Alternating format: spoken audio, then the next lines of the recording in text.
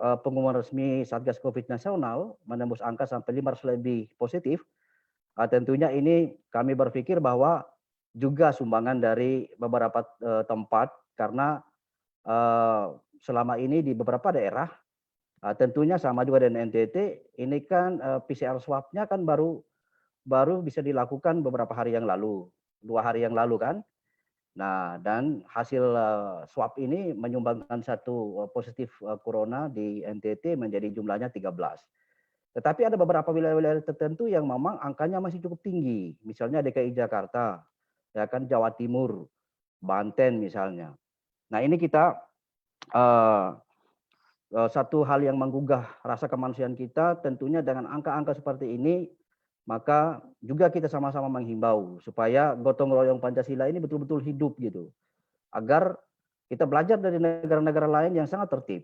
Ya, China sendiri juga dalam berbagai macam kesempatan dan yang kita bisa nonton secara dekat itu sangat sangat membangkitkan pembelajaran kita sebenarnya gitu. Bagaimana mereka bisa membangun rumah sakit COVID-19 dalam hitungan hari gitu. Bagaimana mereka bisa tertib tidak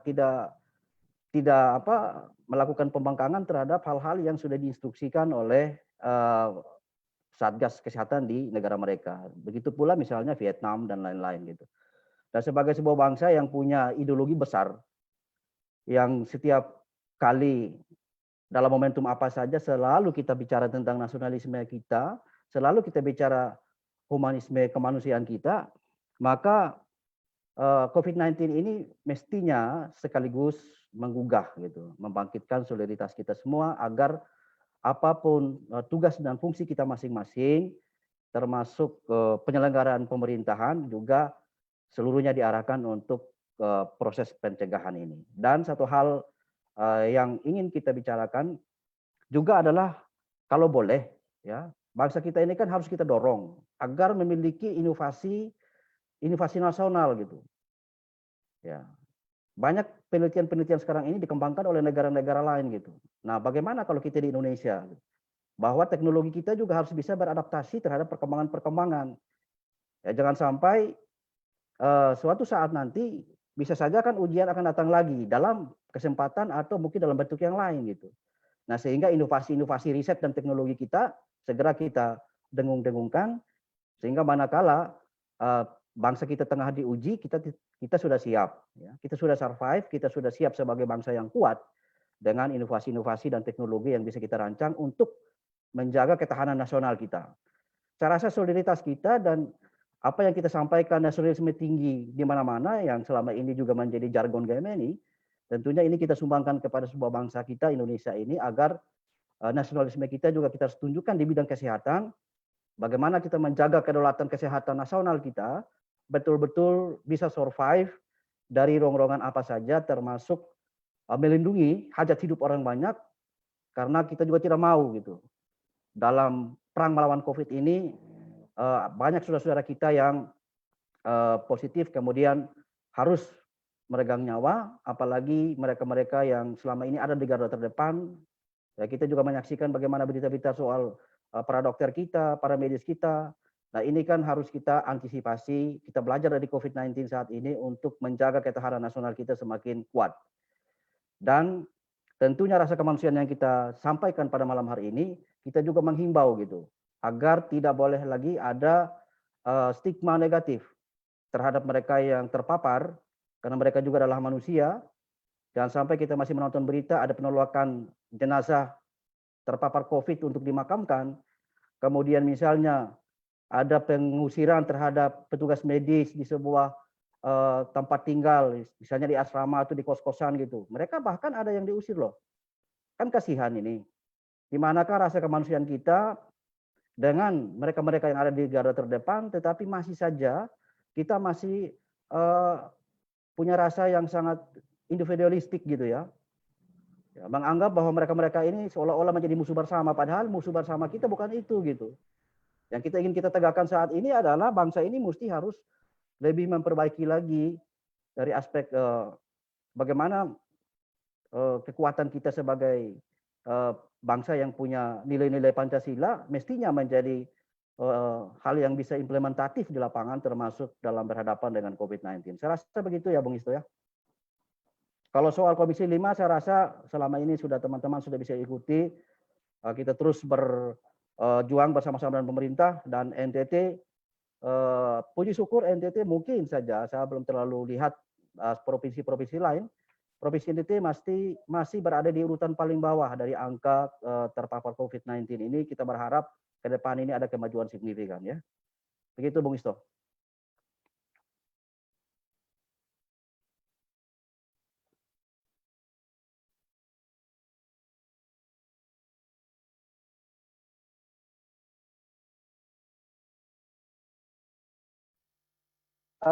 Khusus nasionalisme dan juga solidaritas. Bagaimana dengan masyarakat di Tenggara Timur atau NTT selama ini sudah jalankan nilai-nilai kemanusiaan yang dimaksud?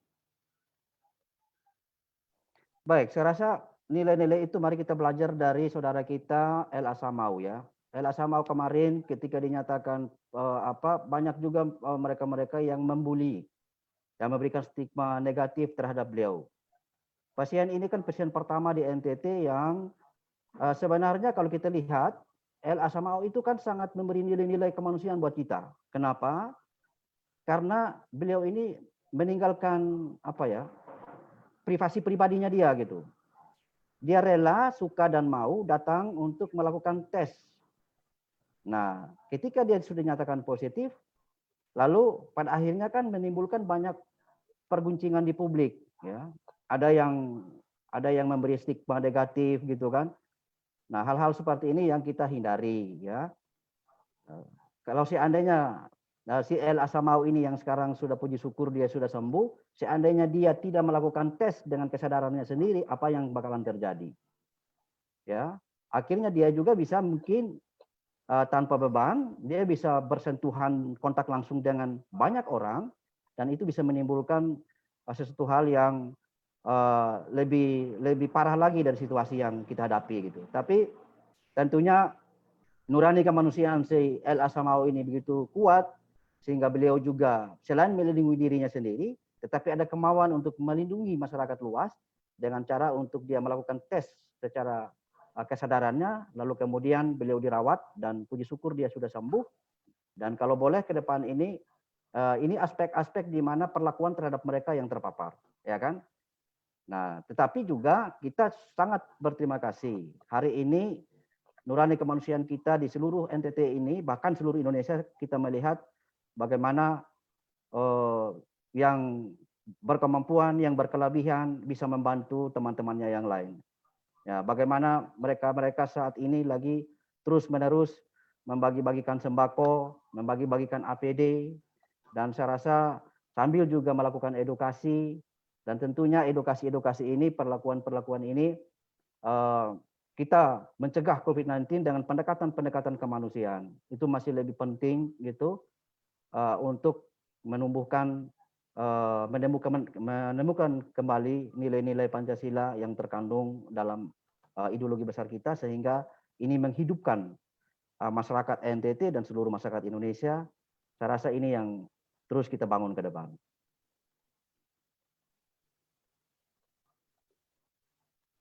Saya rasa begitu, Bung Isto. Terima kasih Bang Mustaka Dewa dengan stigmatisasi kemudian kasus yang terjadi pada El. Lalu berikut, bagaimana apakah ini kebijakan ini adalah gugus tugasnya atau memang kelalaian dari informasi lewat media maupun media-media lain? Mungkin saya ke narasumber ketiga, Bang Rudi Rohi. Ya, selamat malam. Suara saya cukup jelas ya? Ya Bang. Halo, selamat malam. Suara saya jelas ya?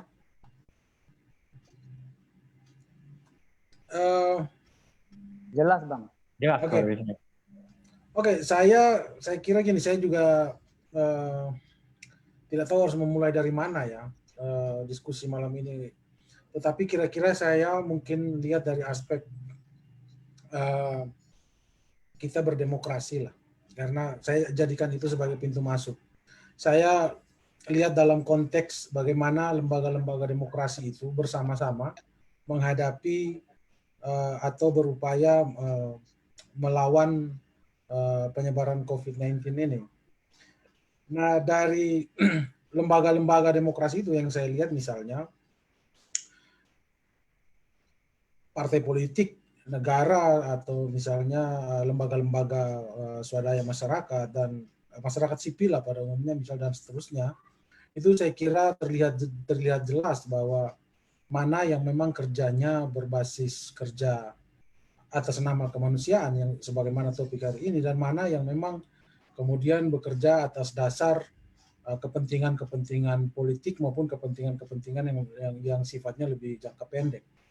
Jadi saya lihat misalnya begini, kalau kita lihat gerakan volunteer hari ini, itu teman-teman masyarakat sipil cukup baik ya.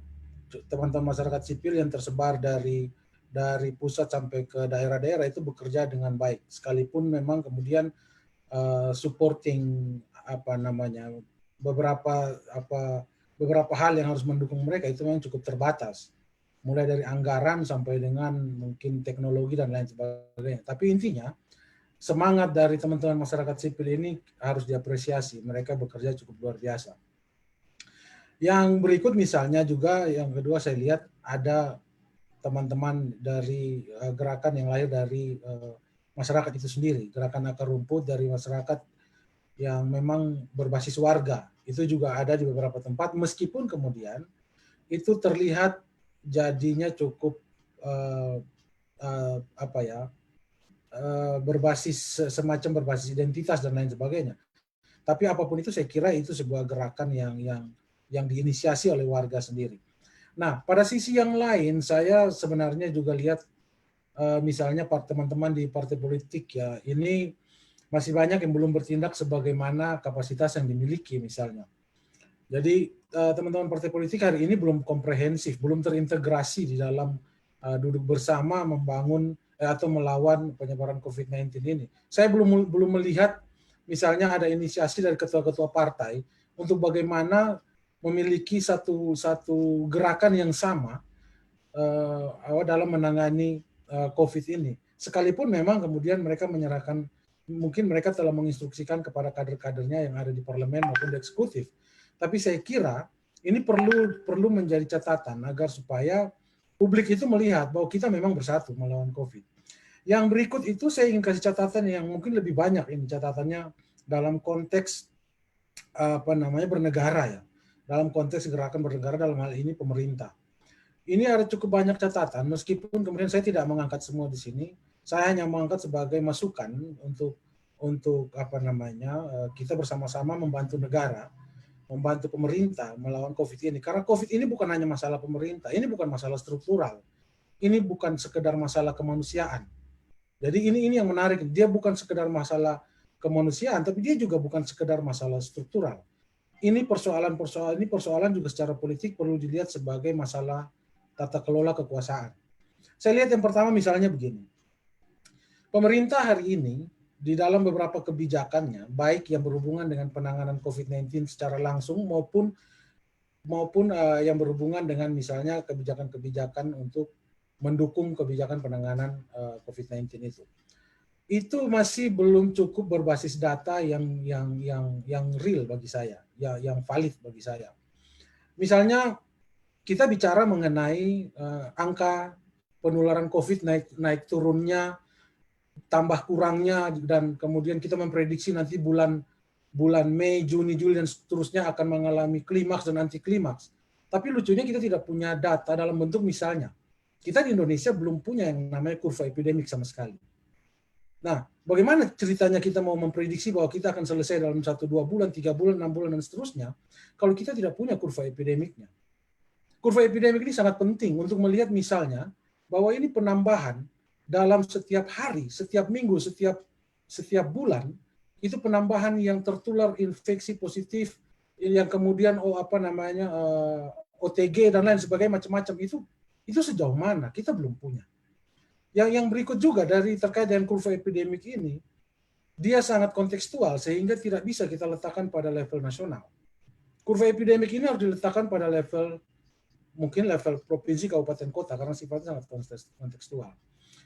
Yang berikut juga saya lihat penanganan COVID secara langsung ini pemerintah belum mengoptimalkan keuntungan geografis yang kita miliki. Kita memiliki keuntungan geografis di mana Indonesia adalah negara kepulauan. Itu sebuah keuntungan yang bisa memperlambat daya sebar dari COVID-19 ini. Tetapi itu belum optimal dilakukan. Lalu kemudian yang berikut juga terkait dengan kebijakan-kebijakan untuk mendukung penanganan COVID secara langsung. Misalnya, tadi sudah sempat disinggung misalnya distribusi OPD, atau misalnya kita bicara distribusi logistik untuk jaringan pengaman sosial misalnya. Ini kemudian database-nya juga menjadi amburadul gitu kan. Kita tidak punya data yang cukup konkret mengenai misalnya data masyarakat yang terdampak langsung maupun masyarakat yang potensial terdampak, atau masyarakat yang kemudian hari ini masih mampu berkontribusi bagi saudara-saudaranya yang lain yang terdampak gitu. Nah, kita tidak cukup punya data untuk itu. Sehingga kemudian cenderung kita itu mengambil semua sama rata. Oke lah. Jadinya kemudian logika penanganan COVID memang logika bencana dan bukan bencana kesehatan. Kita logikanya jadinya semacam bencana alam yang kemudian semua jadi korban dan semua memulai dari titik nol. Oke, tidak masalah. Tapi saya kira di lapangan kita perlu untuk lebih spesifik. Yang berikut juga, saya mau bilang begini, di ruang yang lain, teman-teman yang ada di ruang, teman-teman yang berada di ruang kekuasaan negara misalnya, itu saya kira tadi sudah saya sempat singgung, itu belum bertindak sesuai kapasitas bagi saya. Teman-teman masih sejumlah oknum itu masih bertindak demi, bahkan beberapa teman birokrasi rente hari ini juga belum bisa kita hindari. Ini karena topiknya kemanusiaan, saya singgung ini. Dalam penanganan COVID saya kira anggarannya ini tidak terkira ya. Anggaran dialokasikan ini pemerintah ini sangat serius, ini cukup besar. Tapi kemudian pada saat yang sama itu dari gejala yang ditunjukkan itu resiko untuk penyelewengan anggaran ini juga sangat besar. Ini saya kira ini penyakit lama masih ada. Birokrasi rente itu kita masih sangat kuat. Kita masih bertindak berbasis anggaran, kita masih bertindak berbasis nomenklatur dan lain sebagainya. Nanti ini berhubungan dengan hal terakhir yang mau saya bilang terkait dengan konsolidasi kekuasaan non struktural yang belum dilakukan pemerintah dari pusat sampai daerah hingga hari ini. Ya, tapi saya kembali dulu ke tadi yang ke persoalan rente itu. Ini rente masih kuat. Rente yang berhubungan langsung dengan penanganan COVID maupun rente yang terkait dengan proyek-proyek pemerintah yang lain yang sementara jalan bersamaan dengan penanggulangan COVID ini. Dan itu sangat disayangkan karena kemudian aspek kemanusiaan dari aktor-aktor negara yang kemudian mengaku sebagai bagian dari negara itu justru sangat dipertanyakan. Nah, nasionalisme, saya mengatakan bahwa ini sebagai semacam nasionalisme rente. Orang hanya mau berkorban demi negara ketika dia mendapatkan keuntungan dalam bentuk rente di situ. Nah, nasionalisme rente warisan dari Orde Baru ini juga belum hilang gitu loh. Nah, akibatnya penanggulangan atau penanganan COVID itu kita memang kemudian hampir bisa dikatakan kita bisa saya semoga ini yang saya katakan tidak benar, tapi jangan sampai kita kemudian mengalami klimaks yang tidak kita duga-duga.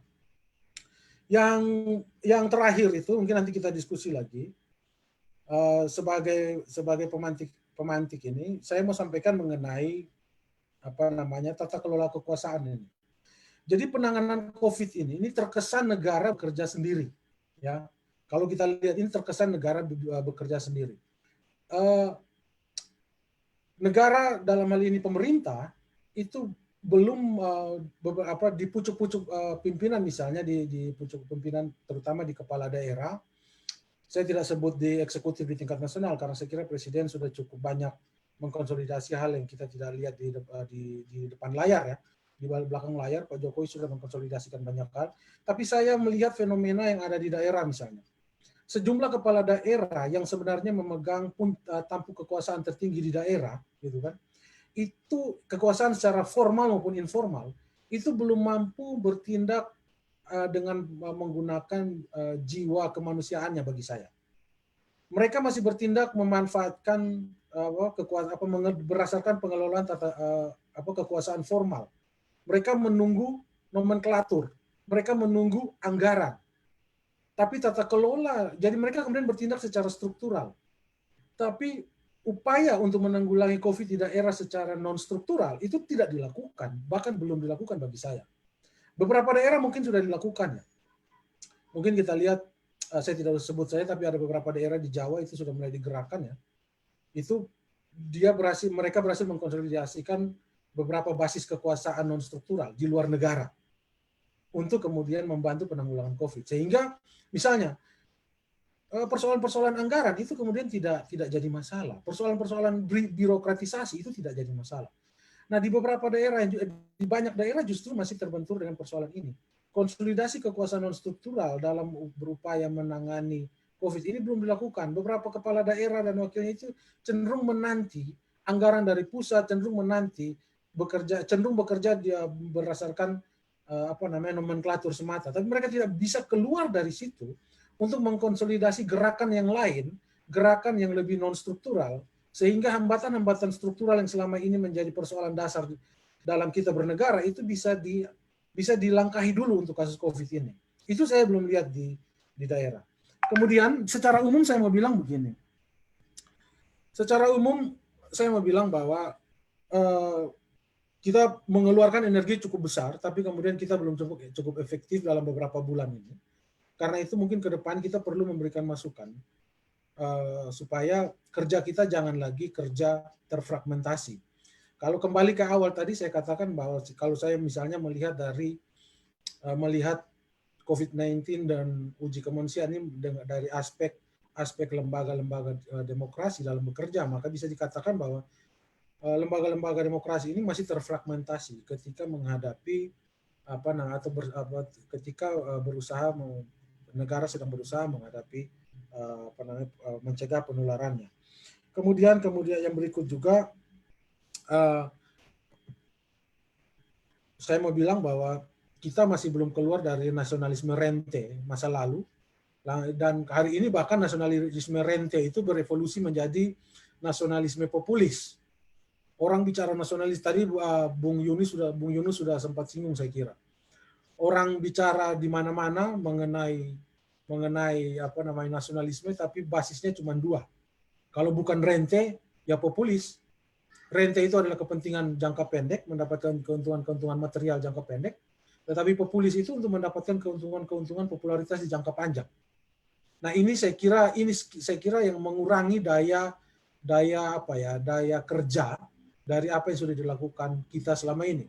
Karena itu saran saya mungkin terlepas dari kerja-kerja struktural, gerakan-gerakan struktural yang sudah dilakukan oleh pemerintah, yang sudah dilakukan oleh aktor-aktor negara, saya kira mungkin para pemegang kekuasaan, baik itu kepala daerah maupun yang lain, ketua partai dan lain sebagainya, itu mungkin perlu untuk memikirkan sebuah gerakan atau perlu mengkonsolidasikan sebuah gerakan non struktural sehingga itu bisa mendukung gerakan-gerakan struktural yang sudah dikomandoi oleh Pak Jokowi maupun oleh beberapa pemimpin lainnya. Saya kira itu secara umum yang bisa saya sampaikan sebagai pemancing diskusi kita. Terima kasih, Bung Isto. Saya kembalikan.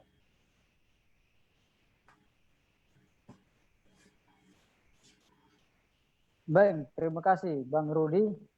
Ada hal yang menarik yang terkait dengan nasionalisme rente, kemudian terfragmentasinya lembaga-lembaga demokrasi, termasuk partai-partai politik ketika melakukan gerakan-gerakan kemanusiaan mencegah pandemi ini.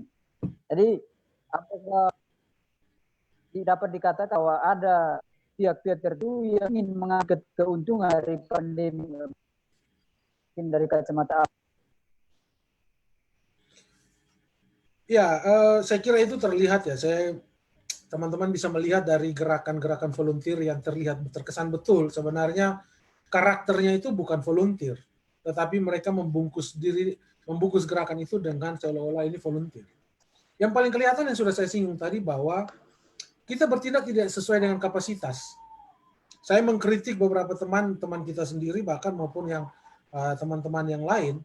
Misalnya yang paling sederhana, kalau kapasitas kita itu misalnya teman-teman DPR ya, kalau kapasitas kita itu untuk bicara mengenai anggaran untuk penanganan COVID gitu kan, atau misalnya kita sebagai ketua partai, kita itu punya kapasitas untuk menggerakkan semua struktur partai sampai tingkat ranting misalnya dari DPP, tingkat provinsi, kabupaten, kota sampai dengan ranting misalnya, untuk bagaimana misalnya paling sederhana meneruskan komunikasi atau meneruskan sosialisasi dari pemerintah misalnya mengenai stay at home misalnya, itu kan lebih masuk di akal ketimbang kita melakukan gerakan-gerakan yang sifatnya populis, bagi masker di jalanan, bagi-bagi hand sanitizer. Bagi saya itu tidak sesuai kapasitas.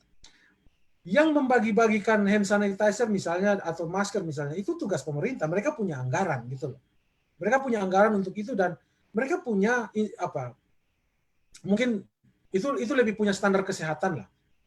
Atau misalnya yang lain kita mungkin mengkonsolidasikan yang sifatnya lebih struktural. Teman-teman di parlemen misalnya segera mendesak kepala-kepala daerah misalnya untuk untuk segera mengambil tindakan-tindakan yang sifatnya yang sifatnya sangat kontekstual, tindakan-tindakan atau membuat keputusan yang sesuai dengan karakteristik daerah gitu loh. Itu misalnya itu. Nah, saya belum melihat cukup banyak walaupun saya kira Bung Yunus dan teman-teman mereka sudah cukup kerja keras ya. Saya mengikuti betul bagaimana mereka segera mendesak pimpinan di daerah dan kemudian bagaimana juga mereka mendesak untuk alokasi anggaran dan lain sebagainya. Tetapi memang terlepas dari itu masih ada oknum-oknum tertentu yang dan ini bukan terjadi di satu dua partai, hampir semua partai saya kira, hampir semua aktor-aktor politik juga mengambil keuntungan itu. Jadi saya kira semoga ke depan teman-teman ini mulai tergugah untuk COVID-19 ini tidak bisa ditangani dengan main-main. Kita harus secara serius sadar betul bahwa sementara kita tanggalkan dulu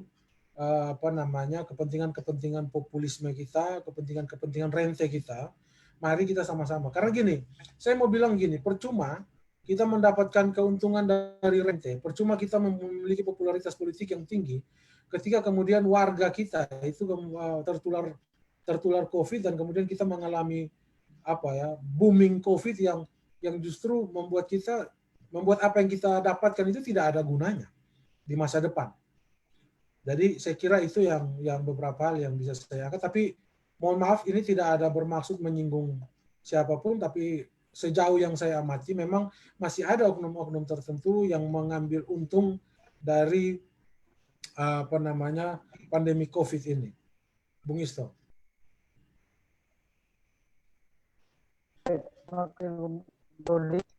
Dengan pemburu rente dan juga bagaimana tanggap dari Krisman ini dari perspektif hukum dan kemanusiaan, Bang Kandaman, Bang.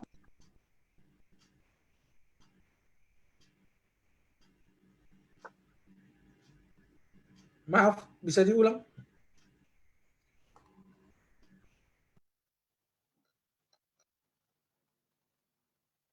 Jadi kait dengan catatan sebelumnya Bang Rudi sampaikan bahwa jadi fragmentasi dan juga kepentingan terselubung balik itu. Bagaimana dari kacamatanya Krisman Damani? Silakan Bang.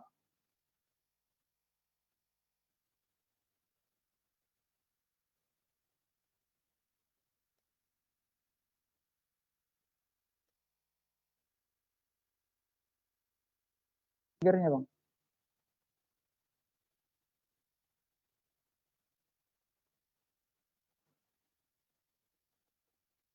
Halo, malam. Malam, Halo, Bang. Bung Isto. Ya, bagaimana? Tolong diulangi, kurang kedengaran tadi.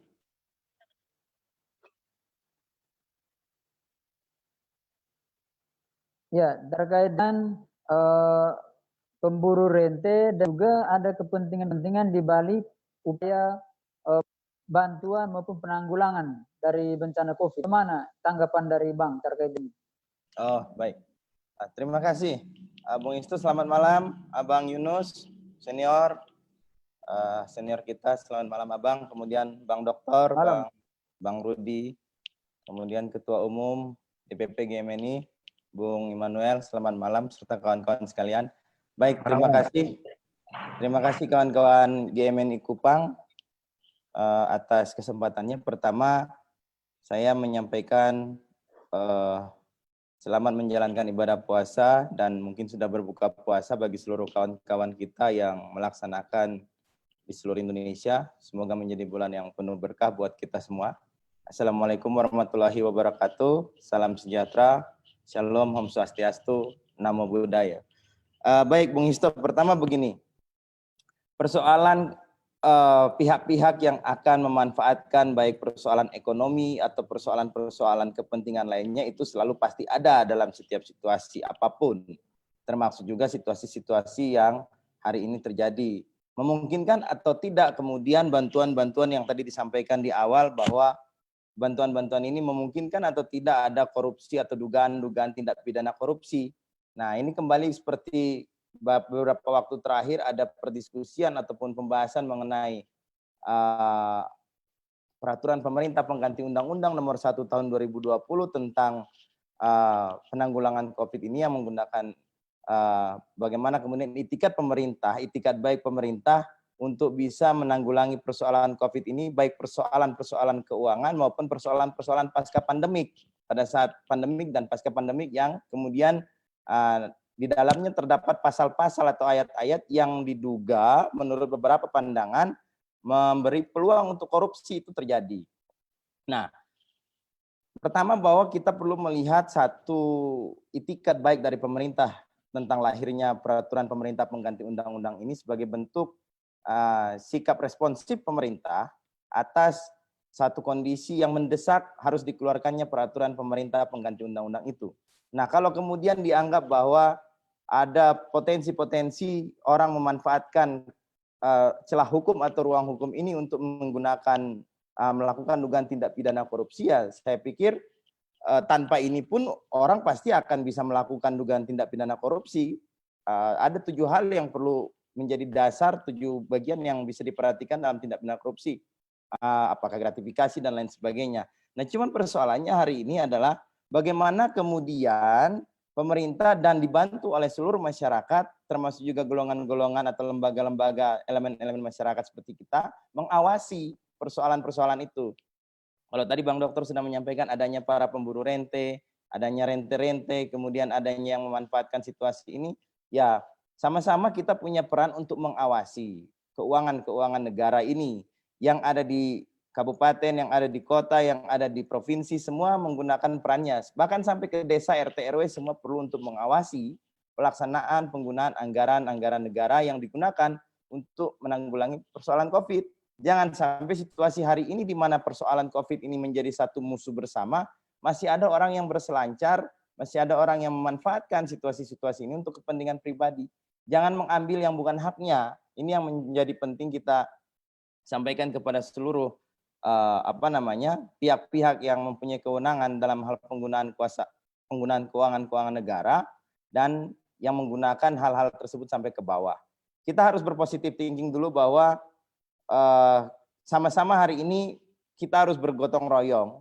Apa yang disampaikan tadi oleh abang-abang kita pendahulu dan ketua umum benar bahwa harus ada gotong royong yang dilakukan oleh seluruh masyarakat Indonesia dengan pemerintah.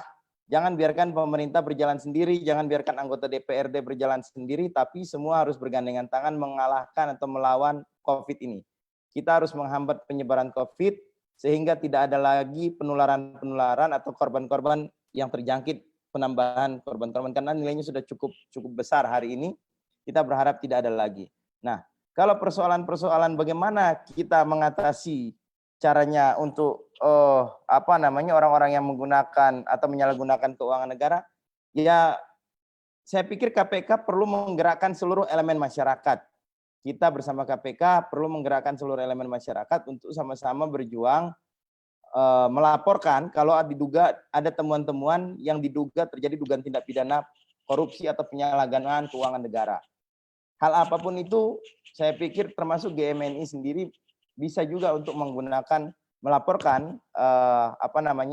dugaan-dugaan yang terjadi kalau ditemukan di kemudian hari. Kira-kira begitu, Bung Isto. Halo, Bung Isto.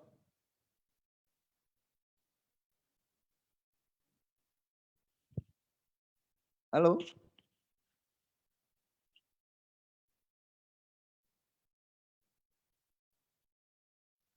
Halo, ya Bang. Ya, Jadi terkait persoalan pemburu rente dan persoalan peluang penyalahgunaan keuangan seperti tadi. Terdengar ya? ya, apakah perlu instrumen-instrumen tertentu untuk proses pengawasan ini, Bang? Anggaran ini, pemerintah perlu melakukan pengawasan yang lebih.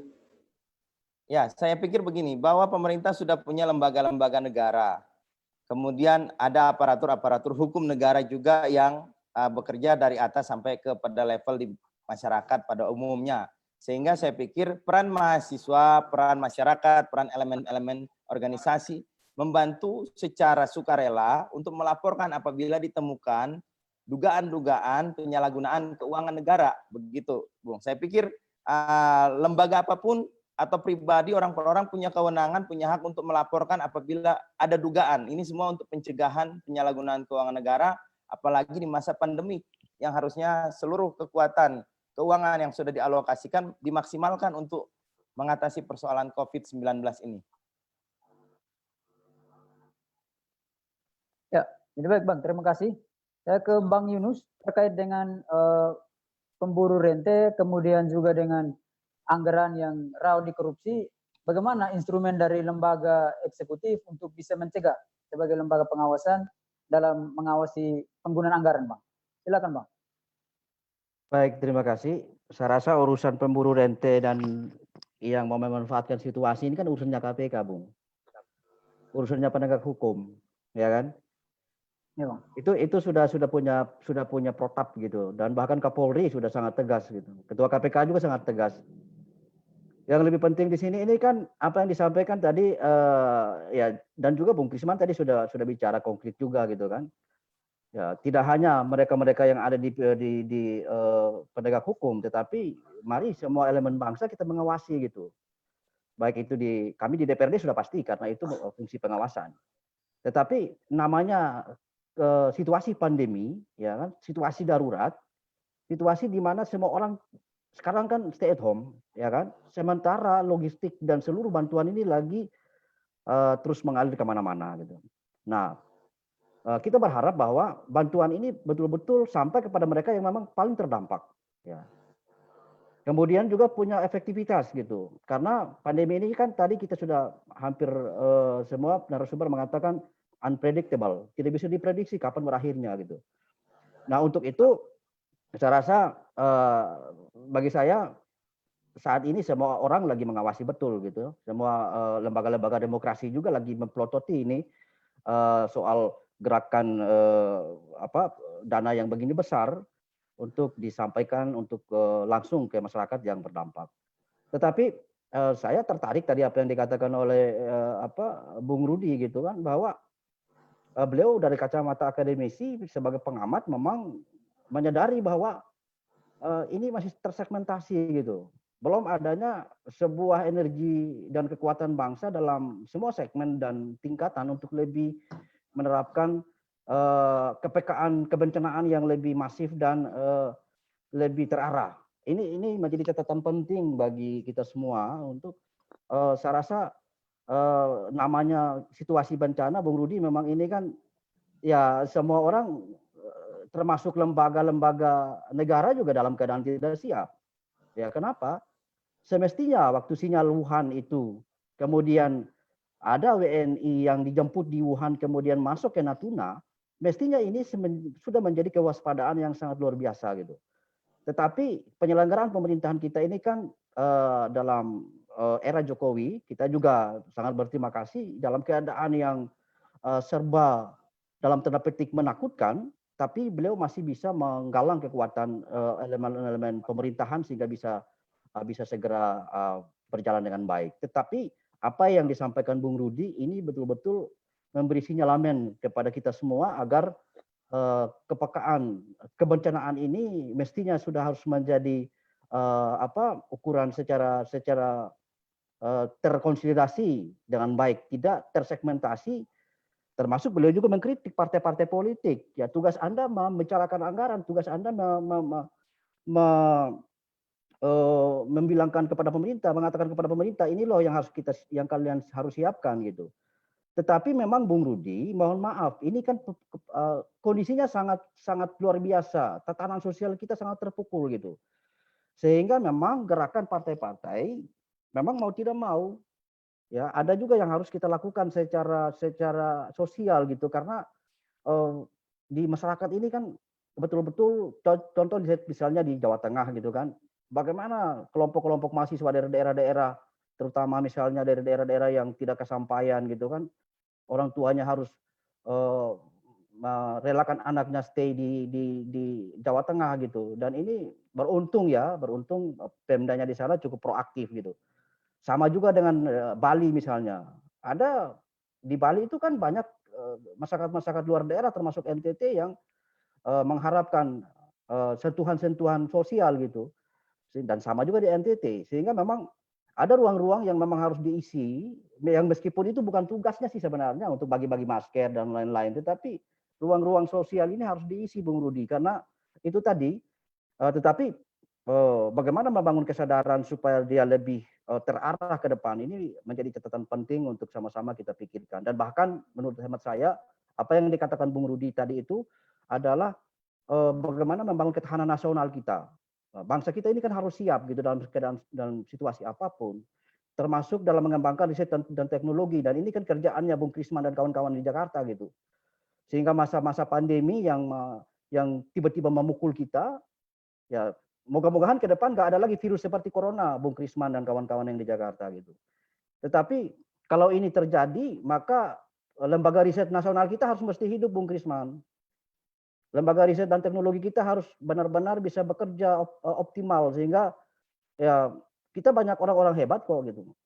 Nah, sehingga yang namanya PCR swab ini kan harus kita datangkan dari negara lain gitu kan. Ada juga rapid test yang dibagikan ke mana-mana gitu, tapi made in Indonesia gitu. Ada juga rapid test yang salah lagi ya hasilnya kan, jangan negatif bisa positif. Itu kejadian di Bali kan, Bung Rudi. Itu saya bisa bayangkan, belah masa kayak gini, ya kan? Yang negatif jadi positif. Akhirnya apa? Satu lingkungan itu dikarantina semua gitu. Nah, inilah yang lagi-lagi tentunya kita di daerah ini akan berjuang, akan bekerja sesuai dengan tupoksi kita masing-masing. Tetapi kita bicara dalam ketahanan nasional kita ke depan, maka pentinglah kita tentunya untuk membangun riset dan teknologi kita supaya seandainya dalam waktu dekat ini kita menemukan vaksin anti corona misalnya kan, atau rapid test versi kita di Indonesia, alat-alat yang bisa diproduksi sendiri dari dalam negeri gitu. Ya ini mungkin lebih membantu gitu. Kita ini kan masih tunggu impor dari China, Pak. Ya. Contohnya kita Bung Rudi di NTT ini kan, Januari lalu kan saya sudah minta pemerintah untuk siap siaga. Ya kan?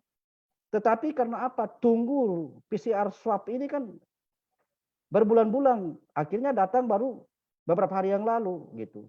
Nah, inilah yang harus kita pikirkan ke depan. Sehingga pandemi ini memberikan kita sebuah pesan positif bagi ketahanan nasionalisme kita ke depan, benar-benar kita pertaruhkan di segala macam aspek dan bidang. Mungkin itu, Bung Iso.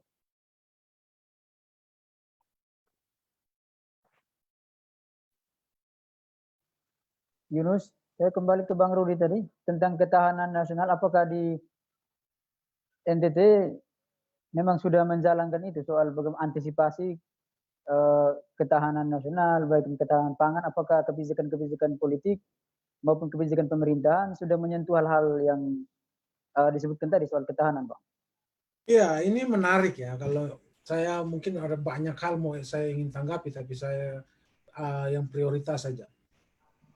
Ini terkait ketahanan nasional gitu.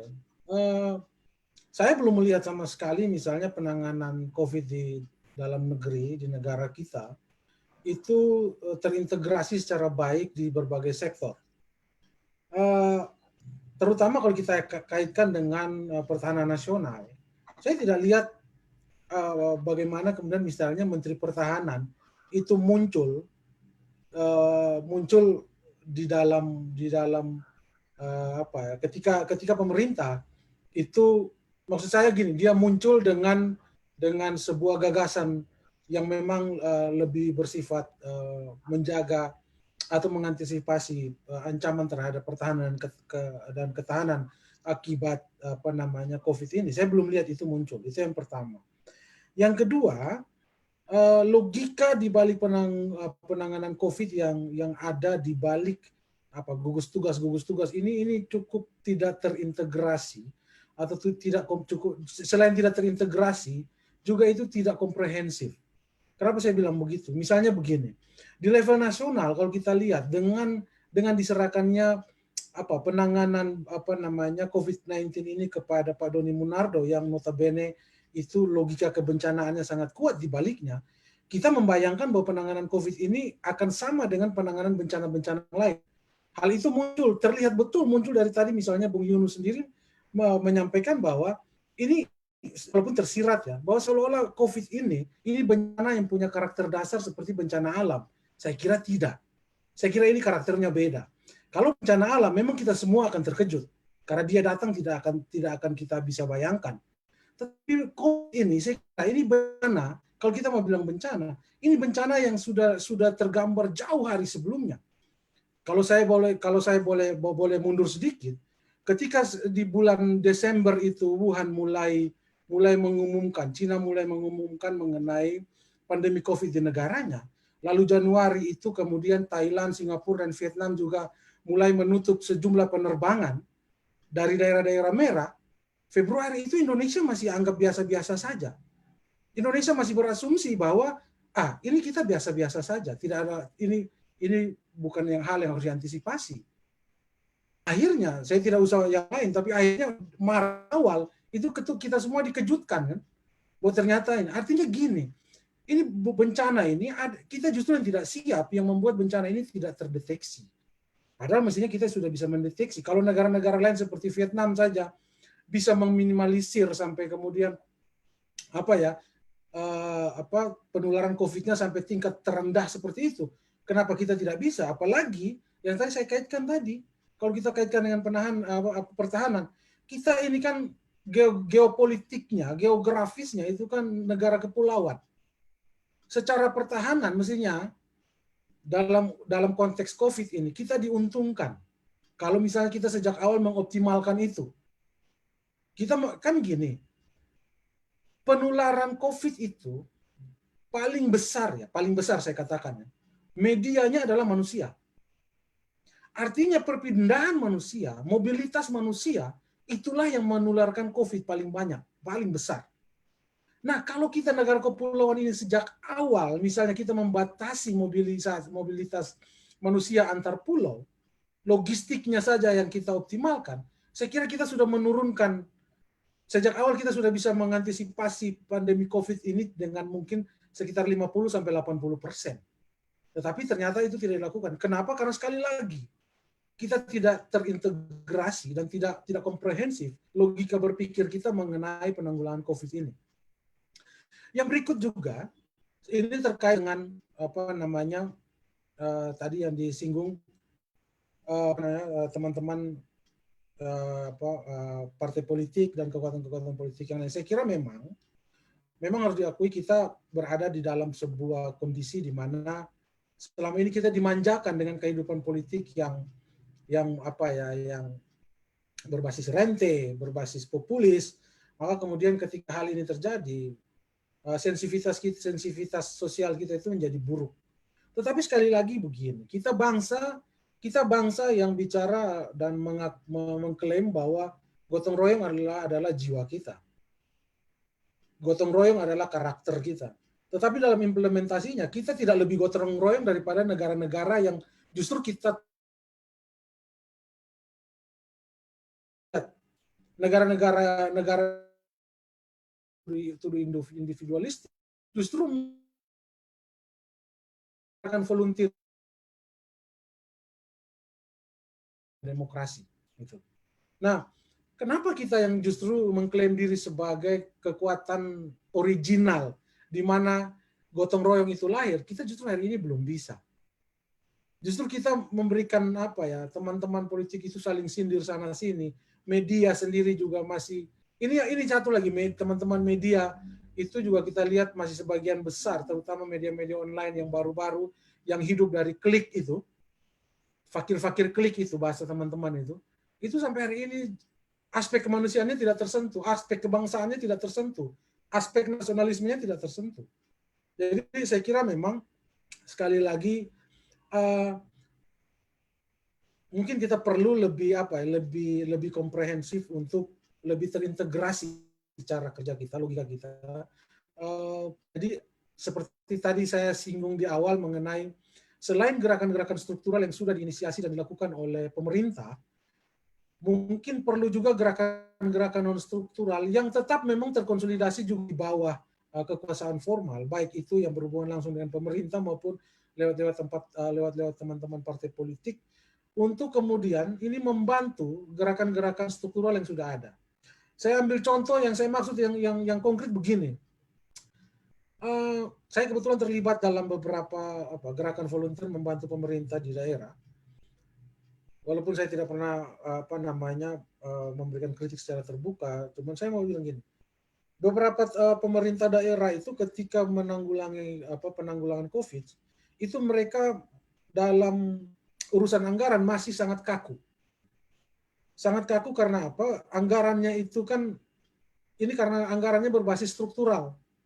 Konsolidasi anggaran oleh pemerintah daerah misalnya, itu kan konsolidasinya sifatnya struktural, dari pusat turun ke bawah, lalu kemudian pakai APBD, jadi APBN dan APBD itu satu hal. Saya tidak masalah itu.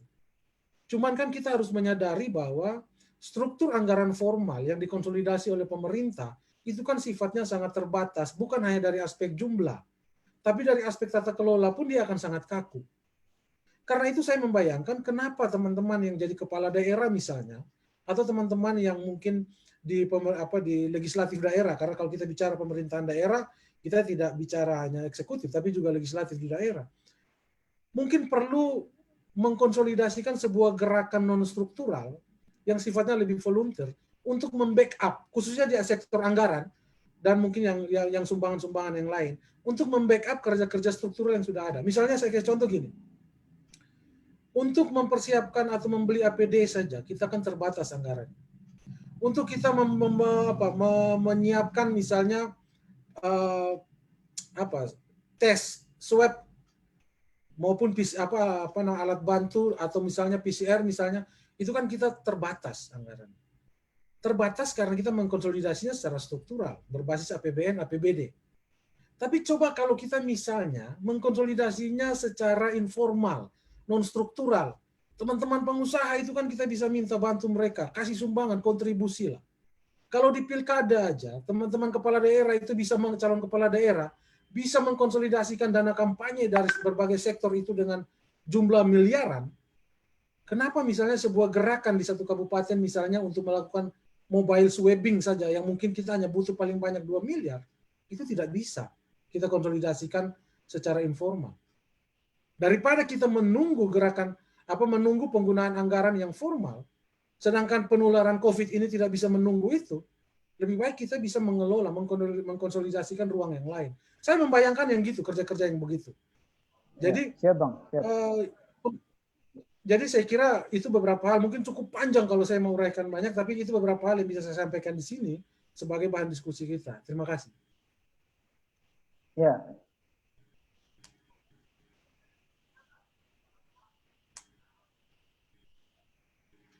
Bang, gerakan pencegahan COVID-19 belum terintegrasi dengan baik dan ketahanan nasional belum muncul. Bagaimana tanggapan dari Ketum DPP Manuel Cahyadi, Karo?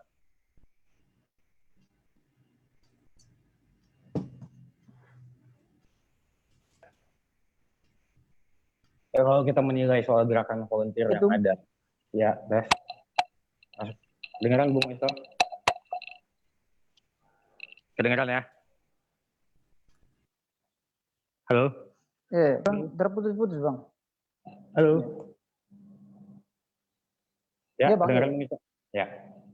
Ya, kalau kita melihat gerakan volunteer yang ada di Indonesia khususnya. Nah, ini mungkin kalau kita bicara ini soal popularisme atau ini gerakan populis dan lain-lain itu, ya kita tidak bisa menilai seperti itu. Kita tidak bisa salahkan, katakanlah YouTuber yang datang ke jalan membagi-bagikan makanan, membagi-bagikan sembako. Nah, kita tidak bisa nilai sejauh apa niat dari volunteer-volunteer yang turun ke jalan tersebut, seperti itu. Jadi ini merupakan situasi di mana kita emang harus merevitalisasi jiwa kemanusiaan, jiwa kepedulian. Nah, terlepas niat dari masing-masing orang yang tidak bisa kita nilai sebenarnya. Nah, karena kalau kita lihat dari anggaran aja, tadi mungkin sempat disebut Indonesia ini punya anggaran yang fantastis, tapi tidak sefantastis negara-negara lain, misalnya dengan Singapura, itu bisa berkali-kali lipat jauh daripada Indonesia. Padahal penduduknya hanya berapa persen dari penduduk Indonesia. Nah, ini kalau kita lihat, sedangkan penduduk Indonesia ini banyak, seperti itu. Nah, katakan 10% nantinya penduduk Indonesia yang terinfeksi oleh COVID ini. Nah, 90% ini tetap harus dikawal oleh pemerintah. Nah, saya rasa dengan anggaran segitu ini untuk mengawal orang-orang yang terdampak dan juga terpuruk karena COVID ini itu tidak akan bisa tanpa gerakan bersama, gerakan gotong royong. Tadi benar mungkin disampaikan pengusaha-pengusaha ini semua harus emang ini waktunya untuk bisa berkolaborasi bersama, untuk bersumbangsi bersama terhadap masyarakat-masyarakat yang terdampak COVID. Seperti itu yang 90% tadi. Nah, ini emang harus ada gotong royong seperti itu. Nah, selanjutnya untuk ketahanan dan lain-lain, kalau dari Menteri Pertahanan sendiri, tahu saya itu terakhir itu soal kebijakannya itu soal pembelian ventilator Indonesia itu ya, menggunakan anggaran Kementerian Pertahanan. Nah, tapi saya belum dengar juga soal bicara ketahanan pangan, antisipasi terhadap krisis pangan, di mana Menteri Pertahanan juga harus berkolaborasi dengan kementerian-kementerian lain. Nah, ini justru akan menimbulkan masalah kemanusiaan yang baru seperti itu. Apalagi kalau pandemi ini bisa masuk terpapar di daerah kawasan pertanian seperti itu. Belum lagi sekarang kita sudah lihat bahwa Presiden sendiri sudah sampaikan bahwa pasokan kita kurang, pasokan pangan kita. Nah ini yang semuanya pemerintah harus bisa berkolaborasi, di samping masyarakat juga di sini melaksanakan protokol-protokol yang dari pemerintah, tapi pemerintah juga harus bisa berkolaborasi, tidak membuat masyarakat pusing, dan juga bisa membantu menopang kehidupan masyarakat yang terdampak COVID ini, yang tidak bisa menjalankan aktivitas ekonominya, tidak bisa menjalankan aktivitas seperti biasa, seperti itu. Nah, ini kolaborasi dari semua pihak memang dibutuhkan dalam situasi pandemi ini, seperti itu. Jadi, ya mungkin ini waktunya di mana kita tidak selalu bertanya apa yang bisa negara berikan kepada kita, tapi apa yang bisa kita berikan kepada negara. Seperti itu. Bukan berarti kita tidak mengkritik pemerintah, kita tetap lakukan kritik-kritik, kita lakukan kritik yang membangun, kita berikan solusi, dan kita juga berkontribusi dan berpartisipasi dalam mencegah penyebaran COVID-19 ini, dalam rangka membangun mental bangsa, membangun masyarakat pasca pandemi dan di tengah pandemi ini, seperti itu. Jadi saya rasa ini penting untuk semua masyarakat. Kuncinya adalah bergotong royong bersama-sama, bahu-membahu untuk peduli paling tidak sekitar lingkungan terdekat. Paling itu aja, Bung Isto.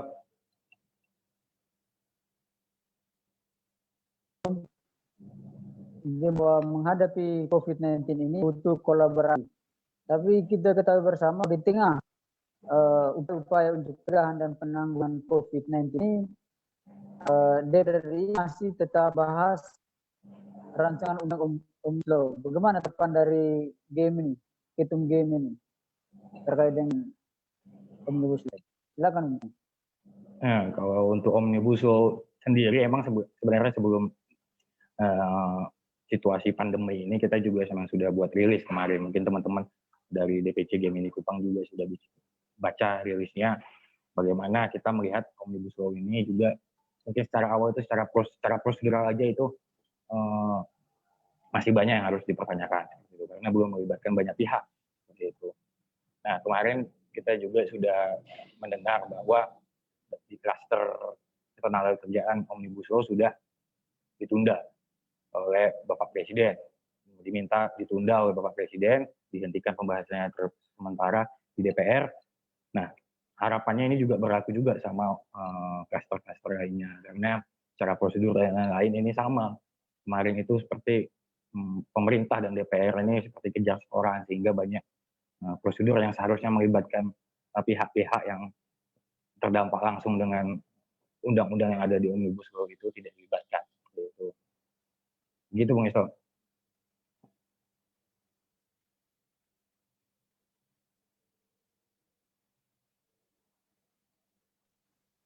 Halo. Keempat member Bung Ketum, Bung Mandamani, Bang Heru dan Bang Yunus. Ya di sini juga ada pertanyaan dari warganet terdiskusi kita malam hari. Saya bacakan bahwa efek dari COVID-19 adalah terjadinya krisis sosial ekonomi.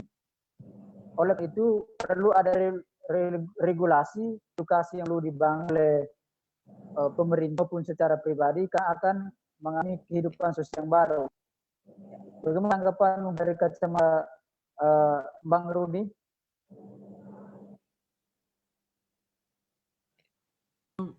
Maaf, bisa diulang pertanyaannya, agak putus-putus tadi.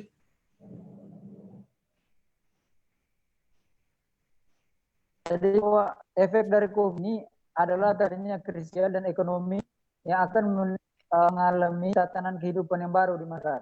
Bagaimana pandangan Anda terkait ini? Ya, saya kira gini, saya tidak ingin menyampaikan bahwa nanti saya tidak ingin mendahului ya untuk mengatakan bahwa nanti di pasca pandemi COVID ini kemudian akan merubah struktur sosial ekonomi kita. Saya tidak akan mendahului itu, tapi memang potensi ke arah sana itu ada, bahwa kemudian akan terjadi sebuah perubahan tatanan sosial ekonomi itu sedikit banyak pasti ada ke depan. Tapi yang saya mau bilang hari ini adalah bahwa saya sepakat dengan teman-teman bahwa untuk kita harus belajar dari pandemi COVID ini, khususnya dalam konteks bernegara. Karena gini, kita mau bicara aspek kemanusiaan apapun, ketika kita tidak memasukkan atau mengkontekstualisasinya di dalam bernegara, maka sebenarnya kita sedang tidak berbicara apa-apa. Nah, saya seringkali melihat sejumlah logika yang agak keliru ketika kita misalnya berbicara kemanusiaan atas nama tata kelola kekuasaan negara. Kita atas nama kemanusiaan, kita berusaha menyelamatkan segelintir orang, tetapi kemudian kita mengorbankan orang yang lebih banyak. Gitu. Saya mau ambil contoh yang paling sederhana begini. Tadi sudah sempat disinggung, saya lupa oleh siapa, oleh Bung Yunus ya, atau oleh Bung Jayadi atau Bung Krisman, saya lupa. Tapi misalnya contoh paling sederhana misalnya begini. Ketika pertama kali ada kejadian di Wuhan lalu kemudian ini bergeser ke Indonesia misalnya, kita tidak langsung segera semerta-merta melindungi sejumlah rakyat Indonesia yang segitu banyak. Lalu kemudian kita atas nama kemanusiaan kita membatasi dulu yang kecil-kecil. Tetapi kemudian kita lebih memilih untuk atas nama kemanusiaan justru menghargai seperti tadi. Ya memang kita tidak bisa pungkiri ya bahwa mereka yang tertular itu memang juga harus dihargai secara atas nama kemanusiaan. Tetapi kemudian jangan sampai atas nama kemanusiaan juga kita mengorbankan jumlah yang lebih banyak. Yang berikut juga misalnya begini, kasus kapal misalnya. Kasus kapal pesiar beberapa yang mau sandar di Bali, di Jakarta, atau misalnya di NTT misalnya. Kita atas nama kemanusiaan, kita tidak boleh tolak para korban atau para lupa sebutannya, para mereka yang tertular COVID atau mereka yang berpotensi menyebarkan COVID misalnya. Atas nama kemanusiaan kita tidak menolak mereka, tapi kita melupakan atas nama kemanusiaan kita sedang mengorbankan, mengancam itu keselamatan sebagian besar rakyat yang lain. Itu yang berikut. Yang selanjutnya juga ingin saya mau bilang begini. Saya sampai hari ini juga masih belum mendapatkan sebuah big picture-nya mengenai logika anggaran dalam penanganan COVID-19 ini. Anggaran yang jor-joran ini, pertanyaannya, itu sebenarnya prioritasnya itu mau ke pencegahan atau mau ke penanggulangan COVID-nya itu dalam bentuk tindakan. Maksud saya gini, ini mau preventif atau kuratif gitu loh. Kita mau anggaran itu mau diprioritaskan untuk pencegahan atau nanti lebih kepada tindakan ketika nanti terjadi ledakan penderita COVID. Ini saya belum lihat juga itu muncul di dalam kerja-kerja atau kebijakan-kebijakan pemerintah untuk secara prioritas. Karena kalau kita mau lihat sebenarnya kan untuk penanganan dalam bentuk pencegahan, kita bisa memanfaatkan tidak harus dengan anggaran untuk alokasikan untuk penanganan ya. Ini kan berhubungan dengan misalnya tadi sempat disinggung mengenai ketahanan sosial atau ketahanan pangan atau ketahanan ekonomi dan lain sebagainya. Kalau misalnya kita mau di pencegahan, anggaran sekian besar itu kan bisa kita alokasikan untuk kepentingan menjaga ketahanan ekonomi. Kita bisa ukur selama beberapa bulan ke depan, terutama di daerah. Tapi saya belum lihat, mungkin di nasional sudah ada, tapi saya belum lihat di daerah itu muncul sebagai sebuah logika berpikir utama untuk penanggulangan COVID ini. Nah, karena itu saya kira memang ke depan saya tidak ingin mendahului, tapi walaupun ada nanti perubahan struktur sosial ekonomi ke depan, tapi saya kira kalau dengan kondisi kita hari ini penanganan yang model begini, saya kira mungkin perubahannya tidak cukup signifikan. Kita masih akan terjebak di dalam model atau tipologi yang lama. Ini kan persoalan tata kelola kekuasaan, saya kira. Bung Isto. Ya, terima kasih. Terkait dengan upaya penolakan sebagai bentuk pengangkat terhadap kemanusiaan, bagaimana tanggapan dari Bang Krisman terkait dengan penolakan baik pasien positif maupun dari korban yang meninggal dunia dari penolak jenazah oleh beberapa warga? Ya, baik. Apa yang sudah disampaikan Bang Yunus tadi di awal, saya sependapat, Bung Isto. Prinsipnya begini, bahwa ini menjadi satu ujian bagi kita persoalan-persoalan terkait coronavirus ini. Jangan sampai kemudian ini yang memecah belah sesama anak bangsa. Ini yang menjadi penting. Jangan kemudian karena persoalan COVID ini kemudian terjadi benturan di dalam masyarakat. Makanya pertama pemerintah harus melakukan edukasi yang tepat dan cepat. Persoalan misalnya jenazah itu bisa menyebar atau tidak, membawa virus atau tidak. Kemudian protokol-protokol kesehatan yang sudah yang dibuat oleh WHO dan kemudian dari Kementerian Kesehatan harus diikuti dengan benar. Sehingga orang-orang yang datang kemudian atau jenazah-jenazah korban dari itu juga jangan mengalami hal-hal yang korban untuk kedua kalinya begitu loh. Nah, ini yang kita coba kita pahami bahwa kalau ada pendatang-pendatang yang tadi disampaikan oleh dokter, oke, kalau kita tidak mau menerima mereka, bagaimana mekanisme yang harus dilakukan pemerintah misalnya? Dialihkan kemana, ya kan? Atau ditempatkan di mana yang titiknya aman, sehingga tidak menimbulkan persoalan baru di masyarakat. Jangan sampai kemudian masyarakat yang sebagian ini yang tidak mau menerima mereka, kemudian melakukan hal-hal yang menolak, kemudian ini menyebar kemana-mana dan menimbulkan persoalan-persoalan baru di masyarakat kita. Hari ini bagaimana kemudian kita gotong royong untuk kemudian menghadapi persoalan COVID. Bahwa hari ini kapan terjadinya atau selesainya COVID ini ya itu yang kita belum tahu karena antivirusnya masih dalam upaya-upaya terus untuk ditemukan. Tapi paling tidak melakukan pencegahan penyebaran dan menemukan siapa yang sudah terjangkit virus supaya bisa disembuhkan, supaya tidak jadi penyebaran-penyebaran. Nah, yang menjadi persoalan hari ini adalah kapan ini selesai. Kita belum bisa menjawab kapan ini selesai, cuman puncaknya kan menurut analisa-analisa dan prediksi mungkin di bulan Juni ini atau Juli, sehingga kemudian kita bisa sedikit kembali normal gitu loh. Dan apakah kemudian akan terjadi perubahan kehidupan? Ya saya rasa semua orang pasti belajar dengan setiap kondisi atau situasi yang terjadi termasuk Indonesia, mempelajari atau belajar dari situasi COVID hari ini. perubahan struktur kehidupan, perubahan cara bergaul, kemudian perubahan mungkin kita sendiri secara sederhana menjaga kesehatan kita akan lebih tertib, misalnya dengan mencuci tangan, kemudian menggunakan masker dan lain sebagainya. Saya pikir itu paling tidak akan menjadi perubahan di kehidupan kita ya, kehidupan baru lah. Nah, jangan sampai di kehidupan nanti setelah pasca COVID ini terjadi satu luka-luka, oh kamu dulu yang kemudian menolak keluarga saya misalnya, oh saudara dulu yang kemudian tidak mau menerima jenazah si B, si C, dan lain sebagainya gitu loh. Nah, kita harapkan pemerintah kalau bisa memberikan satu edukasi yang tepat dan cepat kepada masyarakat, kepala daerah bisa turun langsung, kemudian atau camat bisa turun, atau kepala desa, dan lain sebagainya untuk memberikan penyadaran kepada masyarakat.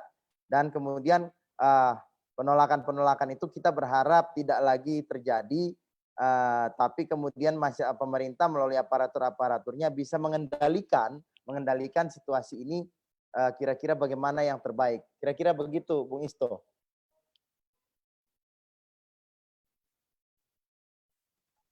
Baik, Halo. terima kasih. Ya Bang, baik. Satu lagi masih terkait dengan pasien COVID-19, masih terjadi pro kontra terkait dengan aplikasi identitas positif COVID-19. Di sisi pihak kepolisian mengatakan bahwa publikasi identitas merupakan bentuk melanggar hak asasi manusia, undang-undang kesehatan. Lalu dari pihak IDI, Ikatan Dokter Indonesia, bahwa selama untuk kepentingan umum, kepentingan bersama, publikasi identitas pasien COVID dipersoalkan. Kira-kira bagaimana tanggapan dari sisi ininya, Bang? Silakan. Baik, begini, persoalan identitas atau rekamedik ya, mungkin yang dimaksud Bung Isto mungkin rekamedik ya, rekamedik dan data dari penderita penyakit. Secara aturan hukum, lex spesialisnya memang mengatur bahwa data-data identitas, kemudian rekamedik, syarat-syarat atau perjalanan penyakit seseorang itu harus dilindungi atau disimpan kecuali untuk kepentingan-kepentingan umum dan atas izin dari si penderita itu. Kalau kemudian terjadi perbedaan pandangan karena menggunakan pertama begini, secara aturan hukumnya memang hukum secara khususnya tidak diperbolehkan untuk kemudian menyampaikan yang tidak berwenang ya, yang tidak memiliki alas hak, yang tidak tanpa izin dari si pasien tersebut menyampaikan kepada publik tentang satu riwayat penyakit seseorang. Nah, cuman yang menjadi celah hukum dari IDI kemarin untuk menyampaikan bahwa ini bisa disampaikan karena adanya peraturan Menteri Kesehatan bahwa dalam kondisi kepentingan umum maka itu bisa disampaikan. Nah, maksudnya begini, Bung Isto, situasi yang kita hadapi hari ini adalah situasi yang menyangkut persoalan orang banyak. Jadi saya pikir pertama persoalan identitas itu pemerintah harus mengkaji dulu penting apa tidak penting membuka secara terbuka. Apakah bisa dengan menyebut inisiasi atau inisial nama? Saya pikir itu mungkin menjadi alternatif daripada terlalu terbuka menyampaikan nama. Yang kedua, bahwa kalau memang ini untuk kepentingan menyelesaikan persoalan penyebaran COVID, ya minta izinlah kepada pasien-pasien yang menderita. Sehingga tidak ada satu benturan-benturan melawan hukum yang terjadi. Karena itu sebenarnya sifatnya adalah kewenangan hak penuh dari si pasien itu. Dan delik aduannya ini, delik hukumnya juga ini masuk dalam delik aduan, yang mana kemudian kalau misalnya contohnya Bung Isto yang merasa kepentingannya disebarluaskan terganggu, maka Bung Isto bisa melakukan upaya hukum, bisa melaporkan ke kepolisian atau bisa mengajukan gugatan keperdataan karena hak-hak subjektif Bung Isto yang dilanggar. Nah, oleh karenanya supaya tidak terjadi persoalan hukum, baiknya sebelum menyampaikan ke publik mengenai data-data identitas dari penderita COVID, kalau memang ini untuk kepentingan umum dan untuk mencegah terjadinya penyebaran yang lebih meluas, maka minta izin saja atau memohon persetujuan dari pasien. Nah, ini yang dari satu sisi. Sisi keduanya adalah kita juga mengajak masyarakat ketika kemudian data-data itu diterima oleh masyarakat, seandainya ini disampaikan kepada masyarakat, masyarakat jangan ada yang membuli, jangan kemudian ada yang menjaga jarak atau melakukan provokasi-provokasi atau hal-hal yang kemudian menjadikan mereka korban untuk kedua kalinya gitu loh, Bung Isto. Jadi saya pikir masyarakat kita dituntut dewasa untuk bisa memahami persoalan-persoalan kita hari ini. Hari ini yang kita hadapi adalah persoalan-persoalan kemanusiaan juga yang perlu untuk diselesaikan secara baik. Jangan sampai meninggalkan luka di kemudian hari pasca COVID ini terjadi. Jadi saya pikir begitu.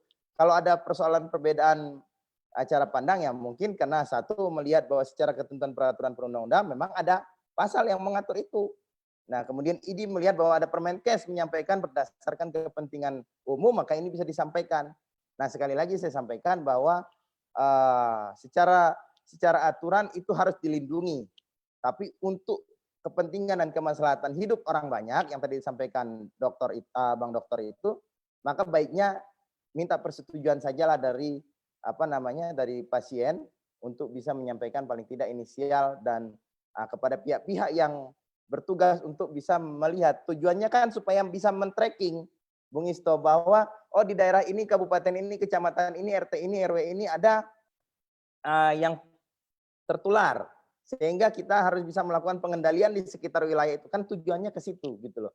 Nah, jangan juga kemudian ini menimbulkan persoalan baru, mencederai hati kawan-kawan atau korban-korban yang sudah mengalami penderitaan ini. Kira-kira begitu, Bung Isto. Baik, terima kasih Bang Krisman. Satu pertanyaan lagi untuk Bang Yunus terkait dengan mohon Bang DPR menyampaikan karena banyak mahasiswa yang belum diakomodir dalam bahan.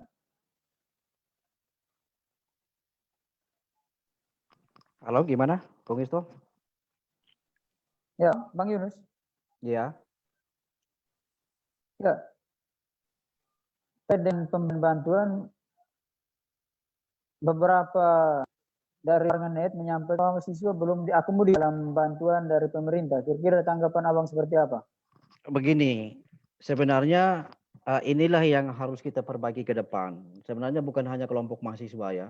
Hari ini kita bergelut dalam tanda petik seluruh Indonesia hari ini bicara soal bantuan-bantuan itu apakah tepat sasaran atau tidak.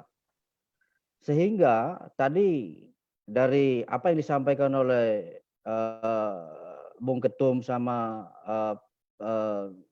Pak Dokter tadi, bahwa harus lebih terorganisir dan terarah.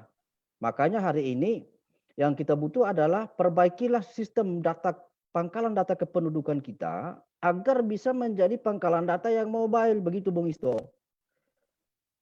Nah, dalam penyaluran, saya rasa semua orang saat ini sedang membantu banyak orang. Selain tadi yang Pak Dokter bilang secara formal ya, yang dikonsolidasi oleh pemerintah. Tetapi persoalannya sekarang adalah pangkalan data kita, data kependudukan kita ini kan masih sangat bagaimana ya? Contohnya di TS tadi kan ada pengusaha bansos. Ada juga di daerah-daerah tertentu kepala desanya dapat bansos. Nah tidak semua wilayah siap soal pangkalan data kita, ya. Padahal sebenarnya sederhana gitu. Coba kalau semua daerah sudah melakukan konsolidasi pangkalan data kependudukan kita secara masif dan terarah. Hari ini berapapun bantuannya saya yakin semua kita tidak akan berkelahi siapa yang dapat siapa tidak. Tetapi mari kita belajar Jawa Tengah. Jawa Tengah hari ini gubernurnya mengatakan kepada Bapak Presiden bantuanmu sabar dulu. Ya, kami berinovasi gitu maksudnya. Apa maksudnya ini? Meskipun saya belum terlalu tahu detail maksudnya Pak Gubernur Jawa Tengah itu apa. Tetapi itu tadi daerah negara ini kan bisa membangun ketahanannya. Ya. Dalam level kabupaten dan provinsi bisa membangun ketahanannya sendiri. Karena apa? Dia di backup oleh data kependudukan yang jelas. Sehingga dengan kekuatan daerahnya sendiri mungkin masih bisa untuk menolong mereka-mereka yang terdampak di situ gitu. Tidak harus menunggu seperti Bung Rudi, Bung Dokter tadi menunggu dari nasional datang dulu baru dia bergerak misalnya kan. Tetapi problem kita satu Indonesia selama ini adalah dan beberapa wilayah-wilayah daerah-daerah tertentu termasuk NTT pangkalan data kita belum terkonsolidasi dengan baik. Data kependudukan kita belum menjadi data yang mobile sampai dengan hari ini.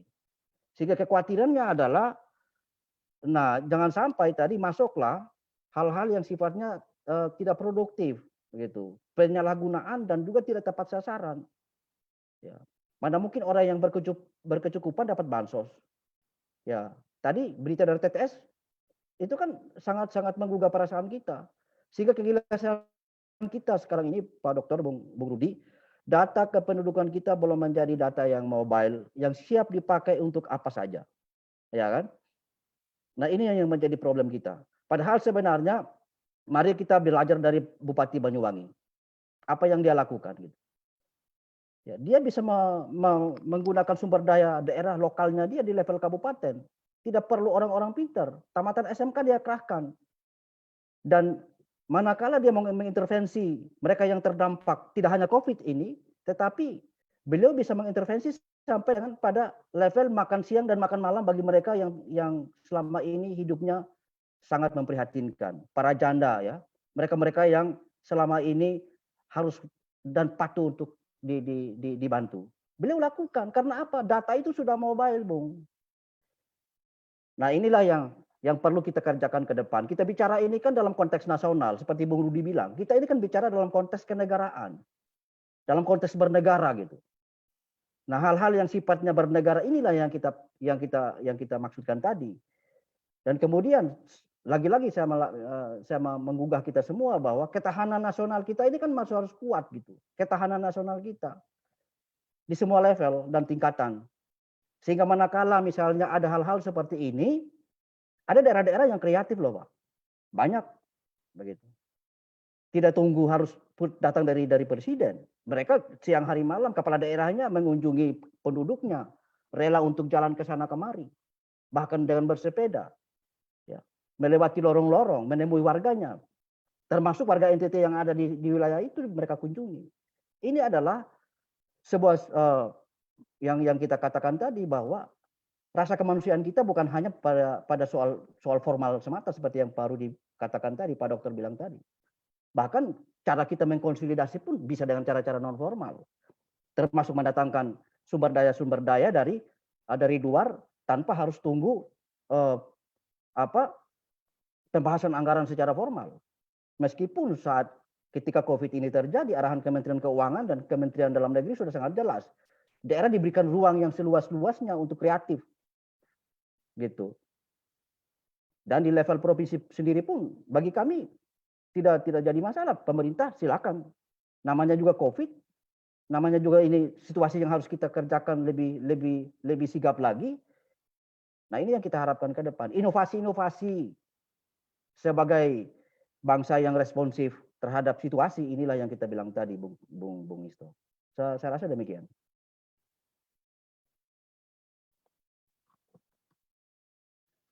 Terima kasih untuk para narasumber karena kita dibatasi oleh waktu. Terima kasih untuk Bang Krisman, Bang Yunus Tekandewa, Bang Rudi Rohi, dan juga Bung Ketum Emmanuel Cahyadi Karo-Karo.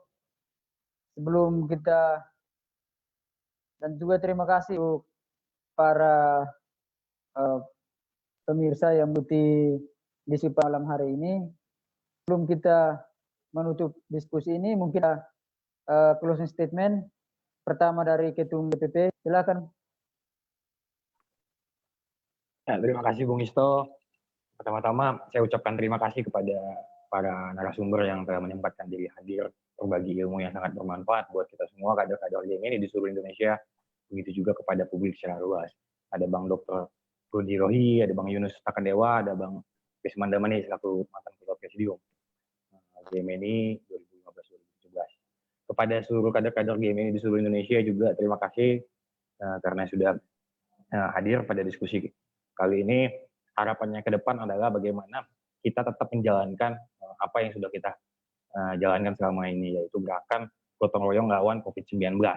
Seperti itu. Dalam menjalankan gerakan ini tentunya kita juga tetap harus melakukan protokol-protokol, tidak menyampingkan protokol-protokol kesehatan yang dikeluarkan oleh pemerintah. Seperti itu. Jadi tumbuhlah kita sebagai masyarakat ataupun mahasiswa di tipologi ketiga yang juga waspada dan juga bertindak dan berpikir positif di situasi pandemi COVID-19 ini. Mungkin itu saja dari saya selaku Ketua Umum DPP Game ini. Apresiasi kepada Game ini Kupang yang sudah menyelenggarakan diskusi ini. Mungkin bisa dilakukan lagi nanti setelah ini ataupun dilakukan secara rutin seperti itu. Begitu dengan tema-tema lain yang menarik seperti itu. Mungkin itu saja dari saya. Terima kasih. Di sini mungkin disaksikan juga oleh Ketua dan Sekretaris Cabang. Baik, terima kasih Bung Ketum. Wassalamualaikum warahmatullahi wabarakatuh. Shalom, Om Santi Santi. Terima kasih Bung Ketum. Merdeka. Berikut ke Abdi Silbang. Close statement.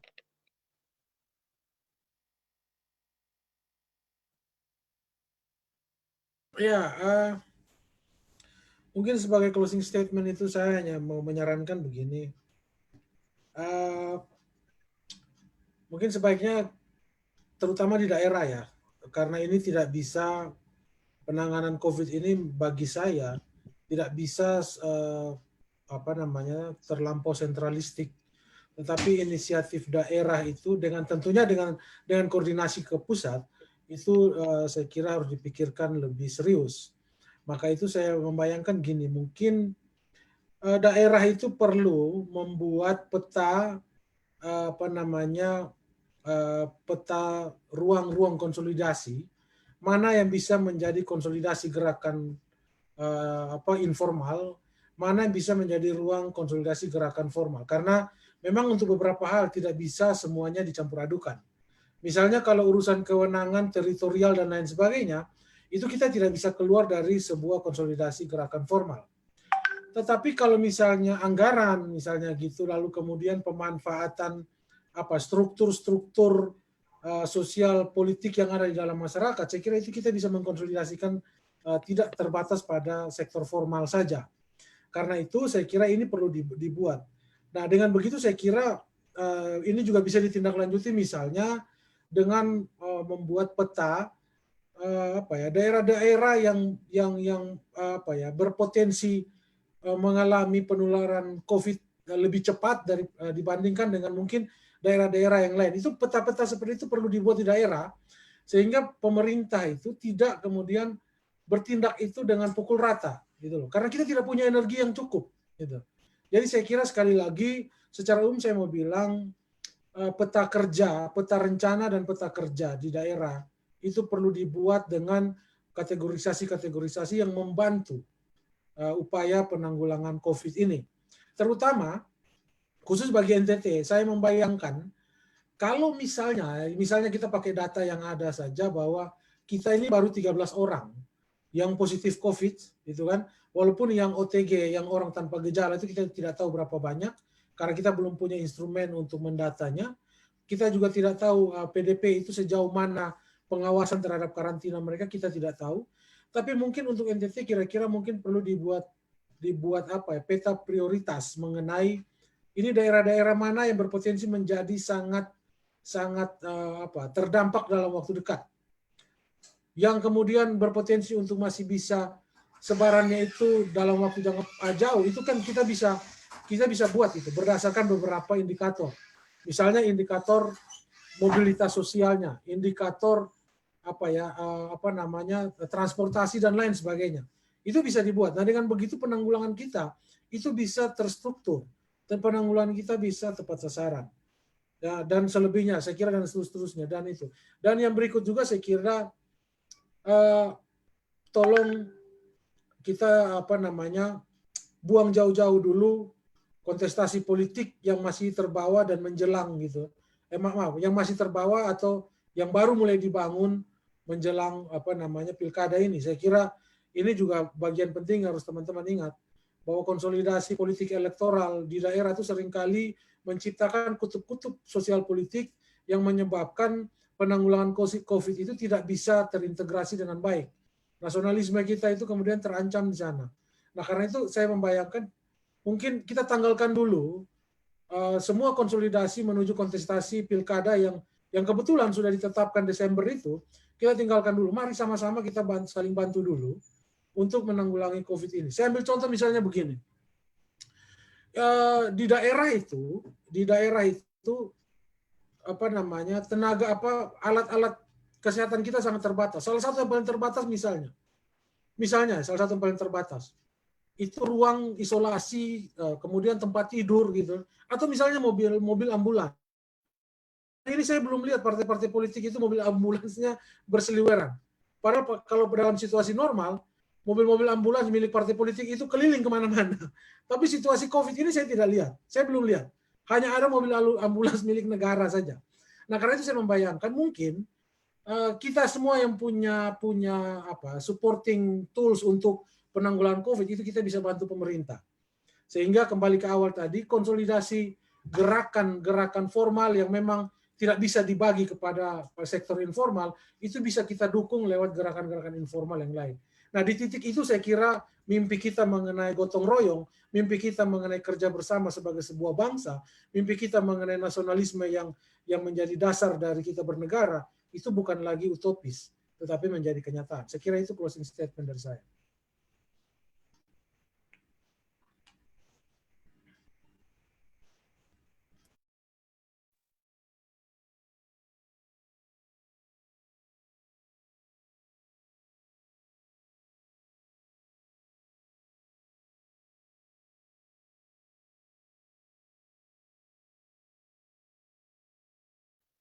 Yang berikut Bang Manda Manik, silakan Bang, close statement dari Bang. Ya, baik. Terima kasih Bung Isto. Pertama, ini ujian untuk kita semua. Karena ujian untuk kita semua, maka jangan biarkan pemerintah bekerja sendiri. Kita harus bergandengan tangan. Seluruh elemen masyarakat, termasuk Gerakan Mahasiswa Nasional Indonesia, perlu untuk bergandengan tangan dengan seluruh elemen untuk bisa sama-sama kita menghadapi persoalan COVID-19 ini. Yang kedua, awasi penggunaan anggaran negara untuk menyelesaikan persoalan-persoalan COVID sehingga tidak ada penyalahgunaan. Apabila ditemukan indikasi-indikasi atau dugaan-dugaan tersebut, maka penting rasanya untuk setiap elemen masyarakat dan individu-individu kita untuk segera melaporkan kepada aparat hukum yang berwenang. Yang ketiga, kita berharap sesegera mungkin COVID ini bisa berlalu dan kehidupan bisa kembali normal dan bisa memberikan pelajaran penting kepada kita dan bisa saling memperbaiki di kemudian hari. Saya pikir kita perlu banyak belajar dari setiap kondisi dan setiap situasi apapun yang kita jalani, dan apa yang disampaikan oleh rekan-rekan tadi semua, abang-abang tadi, Bang Dokter, Bang Yunus, dan Bung Ketum, saya pikir menjadi hal yang perlu kita pahami bersama supaya COVID ini tidak berlarut dan penanggulangannya bisa kita lakukan secara baik.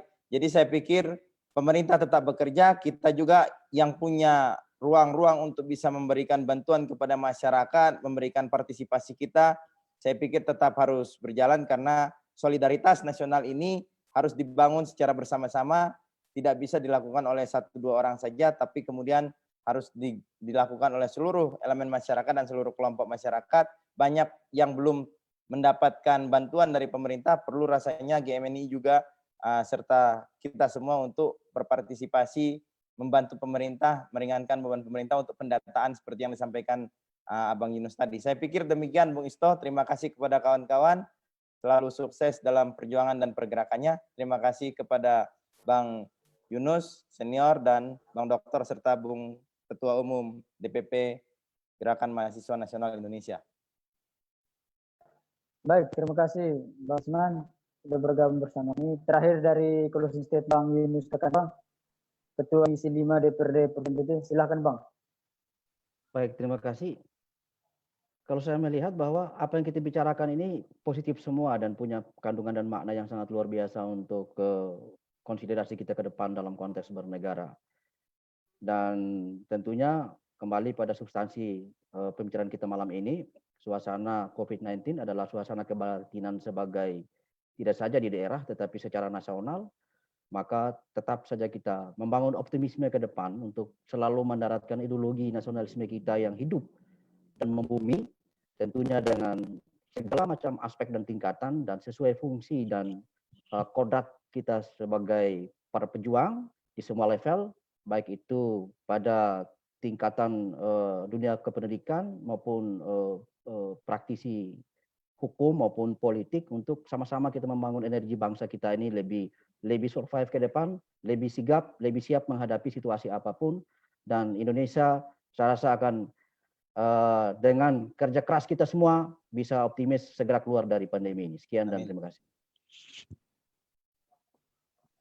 Baik, terima kasih untuk keempat narasumber, Bang Nus, Bang Rudi, Bang Krisman, dan juga Ketum DPP GMN, dan juga kader GIC Indonesia yang turut menyaksikan diskusi pada malam hari ini. Terima kasih banyak sudah bergabung. Semoga di lain kesempatan kita masih bisa berjumpa lagi dengan topik-topik menariknya untuk berdiskusi tidak hanya terkait COVID-19 ini, tapi terkait dengan persoalan-persoalan bangsa yang sementara ini menjadi perhatian bersama. Kesimpulan dari diskusi ini bahwa kita harus membangun optimisme, kita harus memiliki keyakinan sebagai bangsa bahwa perjuangan bangsa ini hingga mencapai kemerdekaan karena persatuan nasional dan juga nasionalisme, sehingga itu harus menunjukkan semangat gotong royong sebagai jiwa dan kepribadian bangsa Indonesia. Baik, terima kasih sekali lagi untuk para narasumber